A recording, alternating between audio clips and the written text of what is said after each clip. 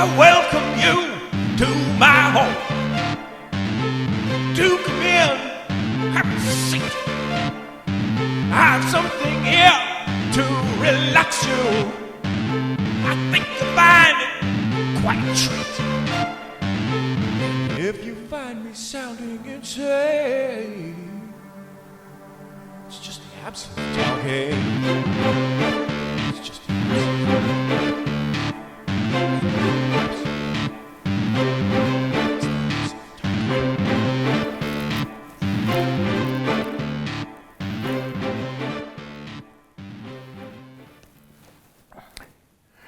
Welcome back to another episode of IDAT, where we talk about some current events, maybe touching on avenues that aren't often thought of. In other words, looking at some of this technology from another angle, set of fresh eyes, as it were. And one of the things that I've been following very closely is the self-driving technology. How close are we? What are some realistic time frames that we'll start to be seeing this actually hit the street? But more importantly, as you've seen from other videos that we do here, to examine the way that this technology spiders out into all of the ramifications, social and economic, that we can think of as far as what might be affected by all of this. And I think that sometimes we gloss over some of the really important details because we get caught up in the everyday things that this can do for us. And in the case of self-driving technology, obviously, it's fantastic to think of if we need to go pick up the kids and we're involved in something, we can send the car to the school. And there's all kinds of ways that we can imagine this factoring into our lives in just a wonderful way to make our lives simpler, which is obviously the goal of any technology. But you guys, or most of you, are here because of the barn burner of a title to the video. And in keeping with the tradition of our longer videos, because this is going to be one of our longer videos, we're going to go ahead and address what is in the title right away so that those who are just here for that can then make the determination as to whether or not they want to take a look at our reasoning and maybe see what some of the other things that we've imagined are going to result from this technology. So to bring us really quickly up to speed, for those of you who don't know what Autopilot is, Autopilot, in reference to the vehicle technology, is Tesla's, it's their 21st century version of cruise control. It is so very not cruise control, and that's why they named it Autopilot, because it has more in common with the rudimentary autopilots of an aircraft. And what that means is that the early days of Autopilot, where it would take a limited number of variables, the attitude of the aircraft, the speed of the aircraft, the heading of the aircraft, and it would unburden the pilot by allowing them to then focus their attentions on other things. The aircraft systems, the radio, advanced navigation, and so they're not then consumed, their attention is not then consumed with just flying the aircraft. So Tesla took that same tack with driving on the highway. And again, they took a limited number of variables initially. Things like, what's my lane doing? What are the vehicles that are around me? Am I able to keep a safe distance and whatnot from the vehicles that are around me? At least give a warning. But it had a radar in the nose too, or still does. So it'll vary the speed of the car, which is obviously handy. And again, that over a long drive, that unburdened the driver. Well, street level autopilot, which is what we'll be discussing here, is more comparable to the ability that the aircraft started to accumulate in the 80s and 90s, where computer technology got fast enough that the aircraft, the commercial aircraft now, could actually land itself. And so it would automatically enter the pattern, line up on the runway, and the pilot would only take over at the very last minute after the plane touches down. So that kind of brings you up to speed a little bit with what it is that we're talking about. Street level autopilot takes standard autopilot from what it was in its rudimentary form of just assisting you on the highway to the next level, where now it will then be able to take you down to the street, and it will recognize the stop lights and the stop signs, even recognizing things like signmen, where they will be at a construction site. It recognizes road cones. And what spurred this video on was a friend of mine who had the advanced beta version of the street level autopilot, took me for a ride, and we had a look at what it recognized. It shows a kind of dumbed down version of what the autopilot recognizes as it goes through the city. It doesn't show you everything that the system obviously recognizes, again, because there's that saturation point. You don't want to overload the driver or the pilot. Again, use that aviation reference. You don't want to overload the driver with a lot of extraneous information. You want to just feed them the information that's important to them at the time. And the street level autopilot looked like it did a pretty good job of parsing that information to the driver level to kind of keep things straightened out. But I now sense that you are all wondering, well, what does that have to do with the police? Well, as we're driving along, it dawns on me that we are a lot closer to something that I had predicted a while back, and that is that the police, their job as part of keeping us safe is to try and make these judgment calls. Now, I'm not going to get into a political discussion as to whether or not they overstep their bounds sometimes when they make these judgment calls.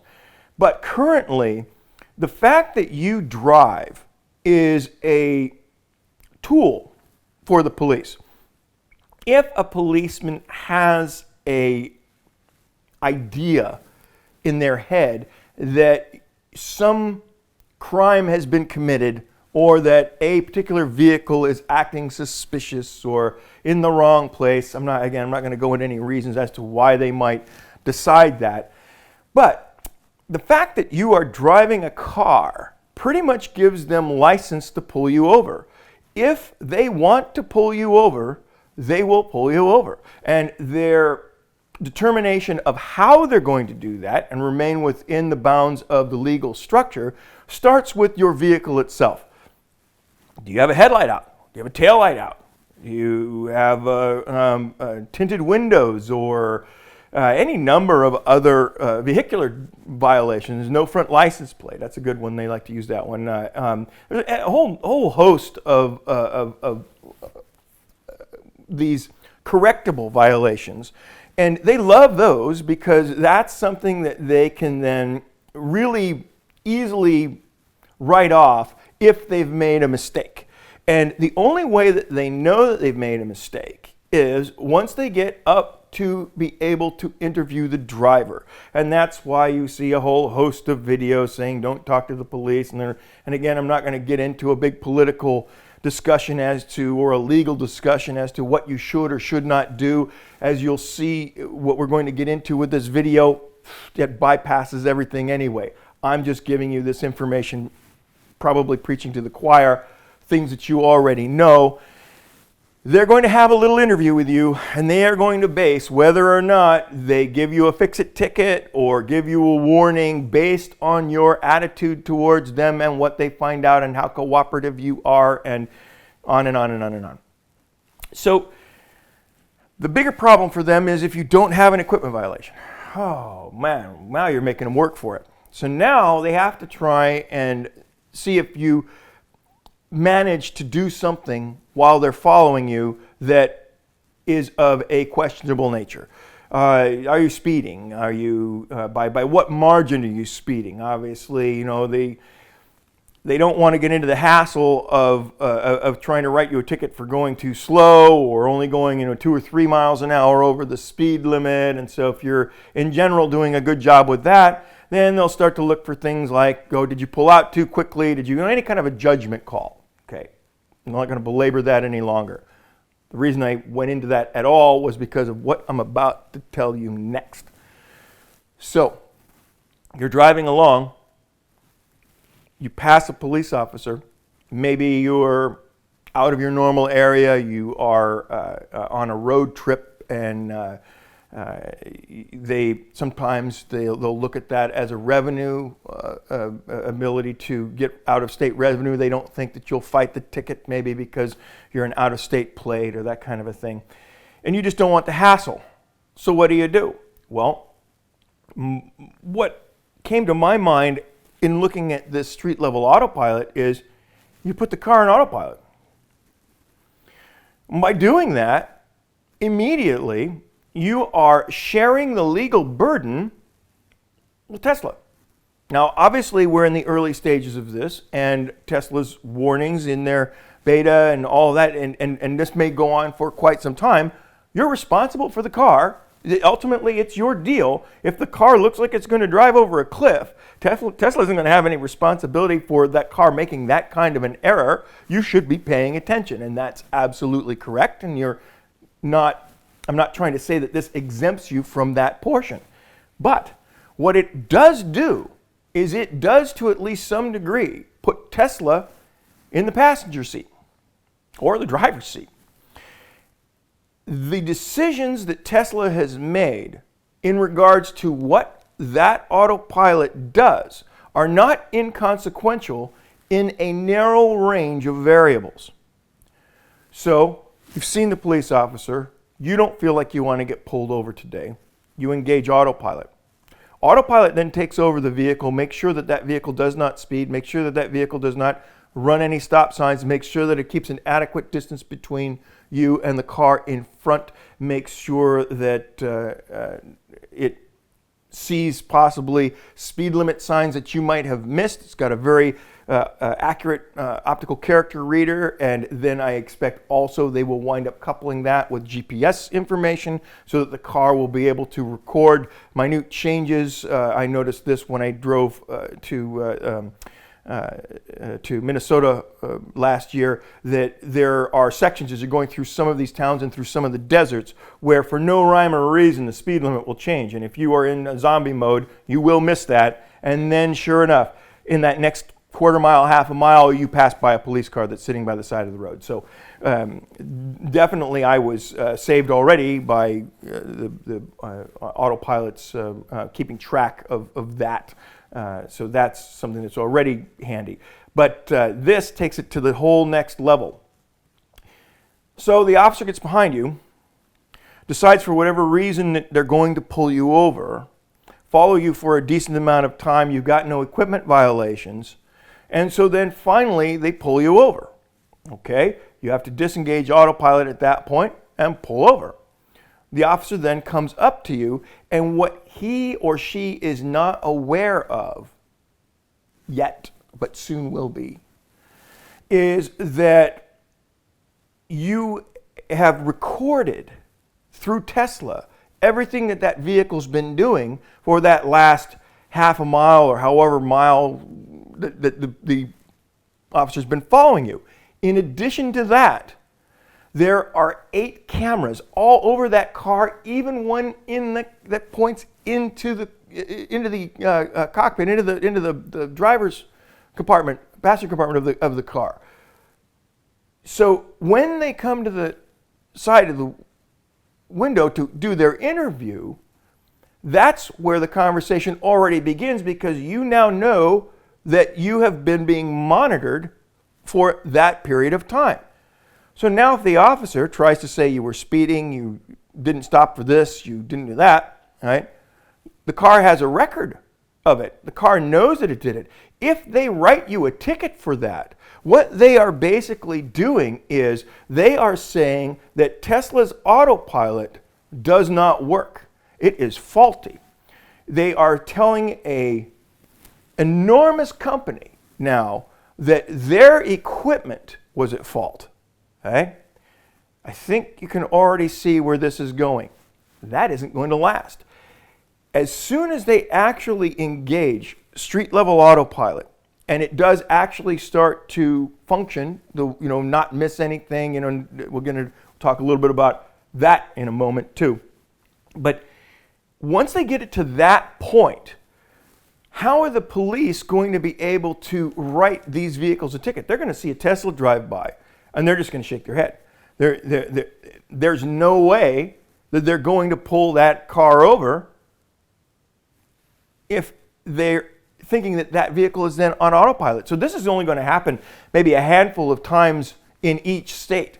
And the more savvy of the owners, Tesla owners, will actually mention what I'm just mentioning here in this video. This is something that's just going to happen. And that is going to wind up forcing local law enforcement especially to take different tactics in regards to trying to get those vehicles pulled over. And so if somebody watching this video happens to be in local law enforcement, get ready. And you might want to hire somebody like myself that can go ahead and act as a consultant for you so that you can come up with alternative plans now as to how you're going to alter your policing, because it is going to be altered.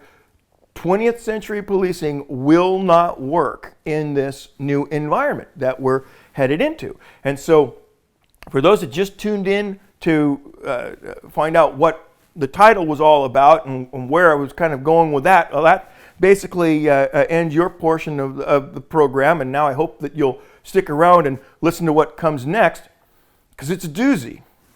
Whew. Okay. Hang on. So let's first start by talking about Tesla's competitors. There aren't any. Now, if you are Ford or Chevy, GM, Volkswagen Group, even if you are a company who has dedicated themselves to machine learning, you don't have Tesla's platform. The friend of mine that came by to show me this, that was just something that was sent to him that he agreed that he would participate in a program where, as he's driving, if he notices a fault, there is a new icon at the top of the screen, the touch screen, and if he notices a fault, he taps that icon. And that then saves that portion of the video, maybe the last, 10, 15, 20 seconds. I don't know really the parameters to it, but you get the idea. And then it flags it so that it can be monitored, examined by an actual person who can take a look and see what fault occurred and then try and address those edge cases. My friend isn't the only one that got that software. I expect that in the very initial phases of that, hundreds of people got that. At the stage that we are now, where this gentleman got it, I expect that there are probably thousands of people that are doing that. And with that, they're then going to address those edge cases, and then they're going to then send it out to the fleet in general and have them do the exact same thing. And this learning, this hive style learning, is not able to be applied by anyone else. Now, GM and Ford and these smaller companies, Apple has been doing this, Google has been doing this. They have small fleets of vehicles. And again, no doubt, and some argument could perhaps be made that having a group of engineers examine those mistakes that the vehicles made in real time and be able to kind of change the code, maybe that is close to as effective as Tesla's solution. But the amount of variability that the Tesla vehicles have worldwide reporting this really puts any legacy automotive manufacturer or even any focused machine learning manufacturer, it really puts them at a huge disadvantage. Right? So I don't think that there are many companies that are positioned that could in any way compete with what Tesla is going to be able to put out rapidly. But there is the hurdle that Tesla or anyone else that's going to try this that is placed in front of them, and that is a regulatory hurdle. All right? How are they going to possibly get past this regulatory hurdle? Here's a short clip as to how they're going to get past that regulatory hurdle. Did you notice what was going on in this clip?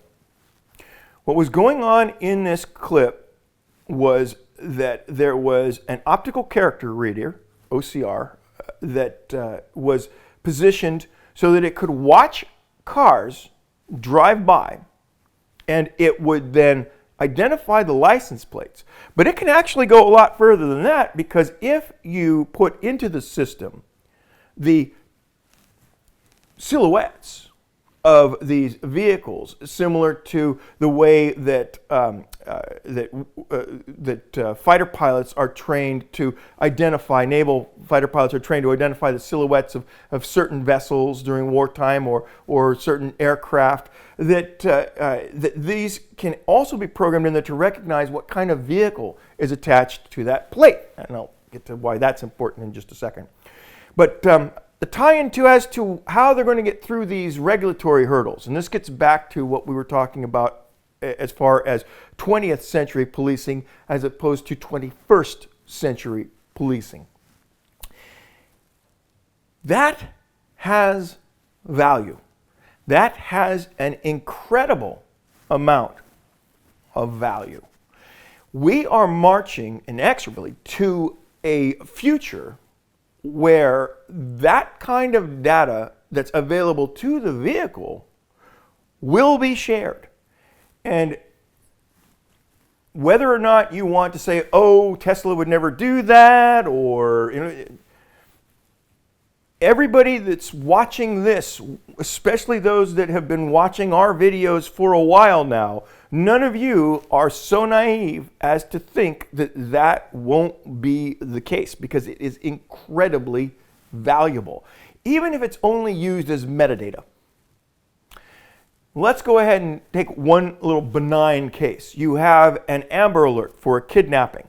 Currently, what winds up happening is that when they give those Amber Alerts, you wind up having a large number of false positives. They've given the license plate, they've given the description of the vehicle, and everybody wants to contribute to something like that. That's just our human nature. We don't like injustice. We don't like it when things like that happen. So we want to get involved. And so if we think that we've seen these people somewhere, that may wind up being an impetus to call. Well, ultimately, those false reports, again, they're not trying to fool anybody. It's just that people are not the best at identifying that kind of a thing.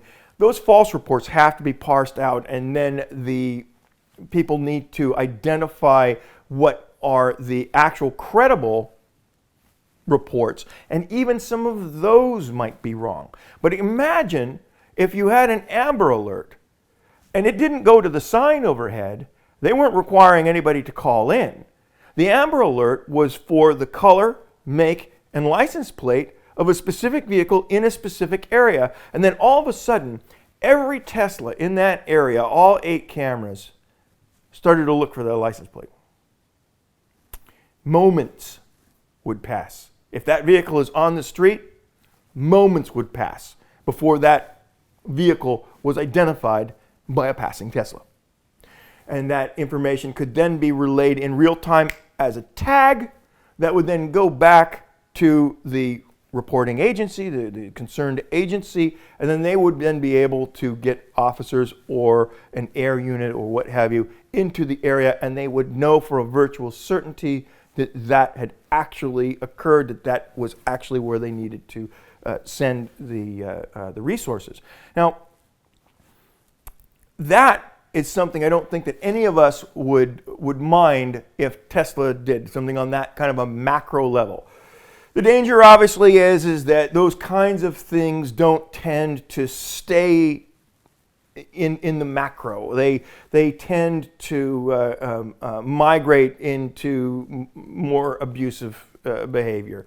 You can only imagine what China would do with such a thing. And then again, that brings us back to all of a sudden, you're going to wind up seeing Autopilot approved everywhere.